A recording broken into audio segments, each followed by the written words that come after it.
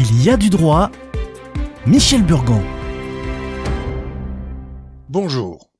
Pour comprendre et gérer les aspects juridiques des contretemps dus à la pandémie, il faut utiliser des principes fondateurs. Les confinements passés et à venir vont provoquer des dommages, entraîner des litiges. Le juge appelé à se prononcer sur des défaillances prendra la mesure du temps au vu des circonstances. Le législateur mettra en place des règles pour ce futur forcément temporaire, pour canaliser des activités dans le sens profitable par de l'interdit et de la récompense. Le droit, c'est l'expérience du passé et la prévision de l'avenir. L'organisation de la vie sociale, du groupe, du clan, de la communauté est à l'origine de la création du droit. Il ne peut exister de vie sociale sans règles, juridiques, morales ou divines, et le temps scande leur application. Le passé, le présent et le futur, on ne peut les dissocier. Le temps est apparu dès la création. Il y eut un soir, il y eut un matin, ce fut le premier jour.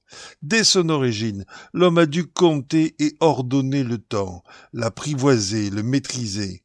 Le droit a pour mission d'organiser le temps de la vie de ceux auxquels il s'applique. Le droit doit apporter des solutions aux situations qui s'étirent dans le temps, la tutelle, le mariage, le procès, le contrat, les sociétés commerciales. Mais il doit aussi s'adapter aux catastrophes. Le temps échappe à la volonté. Il passe inexorablement. Le passage du temps peut entraîner la fin d'un droit ou son exécution en justice. Le droit judiciarise le temps. Les changements qu'il apporte seront appréciés par le juge pour que, au-delà de la lettre de la loi ou des termes du contrat, une solution juste soit retenue. C'est le juge qui adapte l'inflation des lois ou la carence due à l'accélération des évolutions. Il prend en compte le temps et l'organise. La judiciarisation du droit, comme d'ailleurs sa contractualisation, sont l'illustration de la prise en compte de l'accélération du temps du droit, qui conduit au déclin de la loi et à l'obésité réglementaire. Le juge et le législateur, par des moyens différents, ont tous deux pour mission d'organiser le temps. Le législateur peut vouloir créer des règles pour un temps long, et en fonction de cette idée de durée, la règle revêtira des caractères particuliers, mais il peut aussi décider pour un temps court, et le contenu de la règle sera dépendant de ce temps éphémère, ainsi les aides ponctuelles dont nous parlerons plus tard.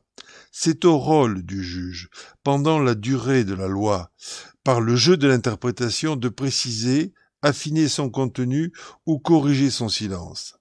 L'intervention du législateur et celle du juge sont justifiées par l'existence du temps. Le droit n'est pas fait pour l'instant. Le droit régit dans le temps les relations sociales. Le droit maîtrise le temps.